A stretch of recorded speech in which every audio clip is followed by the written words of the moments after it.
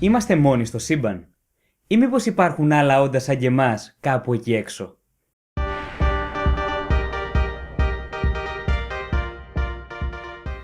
Το σύμπαν περιέχει τρισεκατομμύρια γαλαξίες, καθένας από τους οποίους περιέχει εκατοντάδες δισεκατομμύρια ηλιακά συστήματα.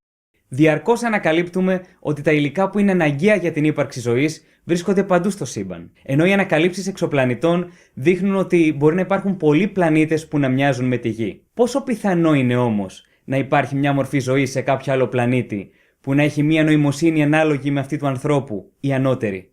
Με λίγα λόγια, πόσο πιθανό είναι να υπάρχει ένας τεχνολογικός πολιτισμός? Την απάντηση στο μεγάλο αυτό ερώτημα επιχειρούν να δώσουν τα προγράμματα SETI, δηλαδή τα προγράμματα αναζήτησης εξωγήινης νοημοσύνης. Σκοπός τους είναι να ανιχνεύσουν ηλεκτρομαγνητική ακτινοβολία προερχόμενη από κάποιον άλλο πολιτισμό. Συνήθως, αυτή η προσπάθεια περιορίζεται στα ραδιοκύματα, διότι τα ραδιοκύματα μπορούν να ταξιδεύουν σε μεγάλες αποστάσεις χωρίς να απορροφούνται από τη σκόνη που υπάρχει στο διάστημα. Το πιο γνωστό τέτοιο πρόγραμμα είναι αυτό που πραγματοποιείται από το Ινστιτούτο SETI στην Καλιφόρνια, το οποίο αναζητά εξωγήινη νοημοσύνη με χρήση ραδιοτηλεσκοπίων και βασίζεται σχεδόν αποκλειστικά σε ιδιωτικές χορηγίες. Τα ραδιοτηλεσκόπια που χρησιμοποιούνται για αυτό το σκοπό είναι το γιγάντιο ραδιοτηλεσκόπιο του Arecibo, διαμέτρου 305 μέτρων, και το Allen Telescope Array, μια χορηγία του Paul Allen, συνιδρυτή της Microsoft, που αποτελείται συνολικά από 42 ραδιοτηλεσκόπια διαμέτρου 6,1 μέτρων. Μέσα στον προηγούμενο χρόνο ξεκίνησε η μεγαλύτερη προσπάθεια ανίχνευσης εξωγήινων σημάτων στην ιστορία της ανθρωπότητας, με όνομα Breakthrough Listen. Το Breakthrough Listen έγινε πραγματικότητα μέσα από μια χορηγία $100 εκατομμυρίων από το Ρώσο επιχειρηματία Yuri Milner. Θα επιτρέψει τη μελέτη 1 εκατομμυρίου κοντινών άστρων και του γαλαξιακού κέντρου. Το πρόγραμμα αυτό παράγει τόσα δεδομένα ανά ημέρα, όσα παρήγαγαν όλα τα άλλα προγράμματα SETI μέσα σε ένα χρόνο. Για την επεξεργασία των δεδομένων χρησιμοποιείται η εφαρμογή SETI at Home, η οποία μας επιτρέπει να συνεισφέρουμε και εμείς στην έρευνα όταν δεν χρησιμοποιούμε τις συσκευές μας. Του προγράμματος ηγείται ένας από τους πρωτοπόρους της αναζήτησης εξωγήινης νοημοσύνης, ο αστρονόμος Frank Drake, ενώ το πρόγραμμα έχει και τη στήριξη του Stephen Hawking, ο οποίος στην παρουσίαση του Breakthrough Listen δήλωσε: «Σε ένα άπειρο σύμπαν θα πρέπει να υπάρχουν κι άλλες μορφές ζωής. Δεν υπάρχει μεγαλύτερο ερώτημα από αυτό. Ήρθε η ώρα να βρούμε την απάντηση». Μέχρι τώρα δεν έχουμε ανακαλύψει κάποιο ξεκάθαρο σήμα από εξωγήινους πολιτισμούς. Αν και υπάρχει ένα παράξενο σήμα, το οποίο λάβαμε το 1977. Το σήμα αυτό ανιχνεύτηκε από τον Τζέρι Έμαν στο Πανεπιστήμιο του Οχάιο με χρήση του ραδιοτηλεσκοπίου Big Ear.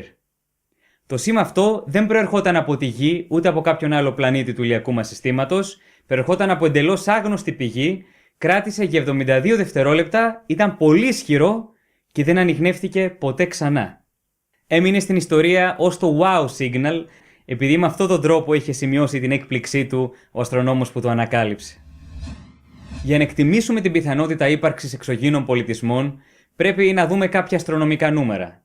Καταρχάς, ας επικεντρωθούμε στον δικό μας γαλαξία, ένα γαλαξία που περιέχει 200 δισεκατομμύρια άστρα.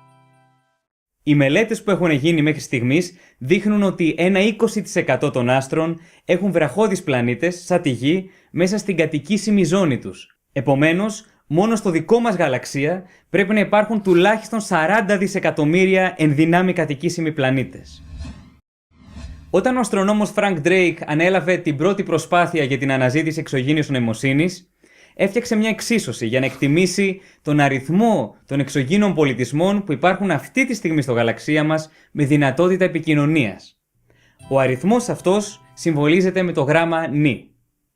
Ξέρω ότι η εξίσωση αυτή φαίνεται λίγο τρομακτική στην αρχή, αλλά στην πραγματικότητα είναι απλά ένας μεγάλος πολλαπλασιασμός. Όταν την πρωτοέφτιαξε ο Frank Drake, οι περισσότεροι όροι της εξίσωσης ήταν εντελώς άγνωστοι. Σήμερα έχουμε μια αρκετά καλή ιδέα για τους 3 πρώτους όρους, αλλά δεν γνωρίζουμε τους υπόλοιπους. Ας τους δούμε λοιπόν έναν έναν. Ο πρώτος όρος, που συμβολίζεται με R αστεράκι, είναι ο ρυθμός με τον οποίο δημιουργούνται νέα άστρα στο γαλαξία μας ανά χρόνο. Για το δικό μας γαλαξία είναι περίπου 7 άστρα ανά χρόνο. Ο δεύτερος όρος είναι το ποσοστό των άστρων που έχουν πλανήτες. Ξέρουμε σήμερα ότι σχεδόν όλα τα άστρα έχουν πλανήτες. Επομένως, εκεί βάζουμε το νούμερο 1, δηλαδή 100%. Ο όρος NE είναι ο μέσος αριθμός πλανητών ανά άστρο που είναι εν δυνάμει κατοικήσιμοι. Ξέρουμε σήμερα ότι αυτό το ποσοστό είναι περίπου 20%, επομένως βάζουμε το νούμερο 0,2. Το FL είναι το ποσοστό των πλανητών της κατοικήσιμης ζώνης, όπου τελικά προκύπτει ζωή. Από το μοναδικό παράδειγμα που έχουμε, δηλαδή τη Γη, ξέρουμε ότι η ζωή προέκυψε σχετικά γρήγορα από τη στιγμή που οι συνθήκες έγιναν κατάλληλες. Έτσι κάποιοι βάζουν εκεί έναν αριθμό κοντά στο 1, δηλαδή πιθανότητα 100%. Άλλοι είναι λιγότερο αισιόδοξοι και βάζουν πιο μικρά νούμερα.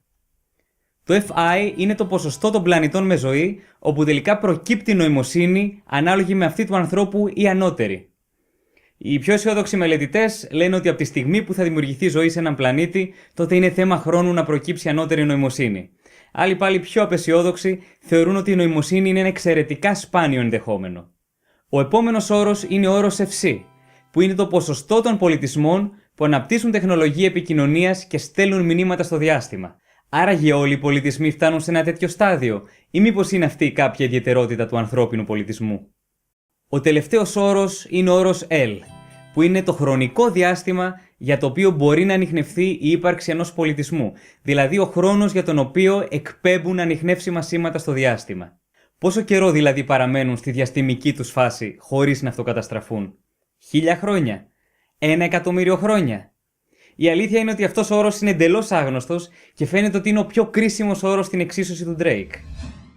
Συμπληρώνοντας τις τιμές που γνωρίζουμε και μαντεύοντας τις υπόλοιπες, προκύπτει ένα πολύ μεγάλο εύρος αποτελεσμάτων, από μερικές εκατοντάδες πολιτισμούς μέχρι εκατομμύρια πολιτισμούς. Ο ίδιος ο Frank Drake που είχε φτιάξει την εξίσωση έδινε ένα νούμερο μεταξύ 1.000 και 1.000.000 πολιτισμών μέσα στο γαλαξία μας. Αν και μάλλον ήταν λίγο αισιόδοξος. Μπορείτε όμως και εσείς να κάνετε τις δικές σας εκτιμήσεις, συμπληρώνοντας όποιες τιμές θέλετε στο link που έχω βάλει παρακάτω στην περιγραφή του βίντεο. Προκύπτει βέβαια το ερώτημα, εάν ο αριθμός των εξωγήινων πολιτισμών είναι πράγματι τόσο μεγάλος, γιατί δεν τους βλέπουμε, γιατί δεν τους βρίσκουμε? Με αυτό το θέμα όμως θα ασχοληθούμε στο επόμενο επεισόδιο. Μέχρι τότε μπορείτε και εσείς να συνεισφέρετε στην αναζήτηση εξωγήινης νοημοσύνης με το πρόγραμμα SETI at Home, το οποίο μπορείτε να κατεβάσετε από το link που έχω στην περιγραφή του βίντεο. Ελπίζω να σας άρεσε το βίντεο. Εάν θέλετε να δείτε κι άλλα σαν γι' αυτό, μπορείτε να κάνετε subscribe και φυσικά θα τα ξαναπούμε στο επόμενό μας ταξίδι. Γεια χαρά!